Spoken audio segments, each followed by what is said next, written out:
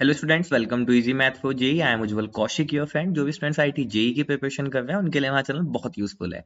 आज एक क्वेश्चन है, let E complement denotes the complement of an event E. Let E1 E2 E3 be any pairwise independent event with probability of E1 is greater than 0 and probability of E1 intersection E2 intersection E3 is 0. Then what is the probability of E2 complement intersection with E3 complement divided by probability E1। ठीक है, तो चलिए अपने question की तरफ चलते हैं। तो सबसे पहले हमें गिवन क्या है, E1 E2 E3 है पेयर वाइज इंडिपेंडेंट। तो इसका मतलब क्या होगा कि probability of E1 intersection E2 अगर इंडिपेंडेंट इवेंट होते हैं, so this is equal to probability of E1 into probability of E2। ठीक है, पेयर वाइज इंडिपेंडेंट है तो it means probability of E2 intersection E3 this is equal to probability of E1 E2 into probability of E3। हमेशा हमें question में each and every line step by step solve करनी चाहिए। तो E3 intersection E1 this is equal to probability of E3 into probability of E1। सबसे पहले जो हमें गिवन था पेयर वाइज इंडिपेंडेंट इवेंट, वो हमने यहाँ पे लिख लिया है। दूसरा हमें गिवन है प्रोबेबिलिटी ऑफ E1 जो है दैट इज ग्रेटर देन 0 है, मतलब ये नल इवेंट नहीं है। और एक कंडीशन हमें गिवन है कि probability of E1 intersection E2 intersection E3 this is equal to 0। तो हम यहाँ पे हेल्प लेंगे थोड़ी सी वेन डायग्राम की। ठीक है, तो चलिए वेन डायग्राम बना लेते हैं। तो E1 intersection E2 intersection E3 empty है, तो ये कुछ इस तरह का सेट होगा। मान लीजिए ये मेरा क्या है, E1 है, ये मेरा E2 है। तो अब E1 इंटरसेक्शन E2 E3 में कोई एलिमेंट नहीं है, तो जो मेरा E3 होगा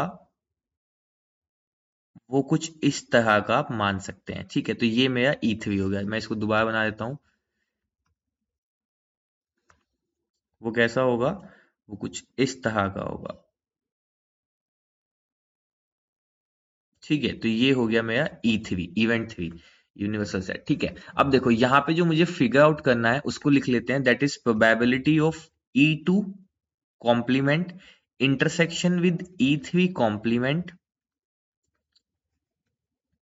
E1। ठीक है, अब देखो हम जानते हैं with the help of conditional probability हम इसको क्या लिख सकते हैं, probability of E2 complement intersection E3 complement intersection with E1 upon probability of E1। क्योंकि हम जानते हैं प्रोबेबिलिटी ऑफ, अगर हमें x बाय y निकालना है तो this is probability of x intersection with y upon probability of y with the help of conditional probability. ठीक है, तो देखो अब यहां से अगर मैं फिगर आउट करूं तो जो ये पार्ट है, तो ये किसको रिप्रेजेंट कर रहा है, ये वो सेट है that is elements belongs to E1 but not E2 and E3।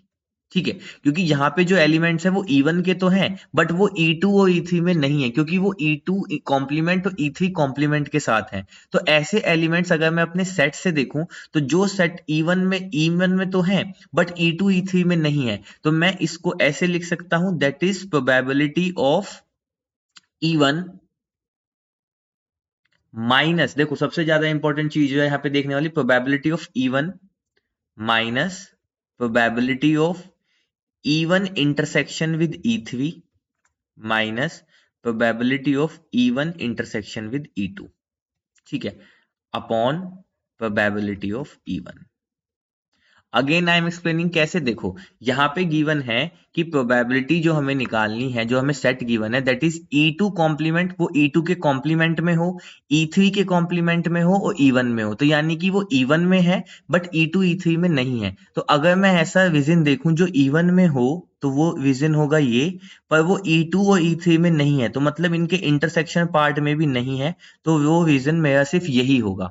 ठीक है, अब इस विजन को मैं कैसे लिख सकता हूं, तो देखो इस विजन को, ये जो यही विजन आया है, ठीक है, मुझे सिर्फ यही लिखना है। अच्छा, तो सेम ही कलर हो गया तो कंफ्यूजन क्रिएट ना हो जाए। ठीक है, तो देखो यहाँ पे मैं इसको थोड़ा छोटा कर देता हूं ताकि मैं वो बता सकूं। ये है हमारा एग्जैक्ट रीजन। ये वो रीजन है जहां पे E1 में तो एलिमेंट्स बिलोंग कर रहा है, पर वो ना तो E2 में बिलोंग कर रहा है, ना ही वो E3 में बिलोंग कर रहा है। तो यानी कि मैं बेसिकली कह सकता हूं, इस अगर मुझे सेट को रिप्रेजेंट करना हो तो ये सेट क्या है, पहले मैंने पूरा E1 लिया, E1 में से मैंने क्या किया, सब्ट्रैक्ट कर दिया क्या, E1 का इंटरसेक्शन विद E2। तो जब मैंने ये वाला पार्ट सब्ट्रैक्ट किया तो बेसिकली जो ये वाला रीजन है,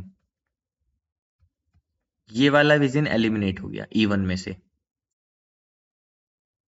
ठीक है, उसके बाद मैंने क्या किया, फिर सब्ट्रैक्ट कर दिया E1 का इंटरसेक्शन विद E3।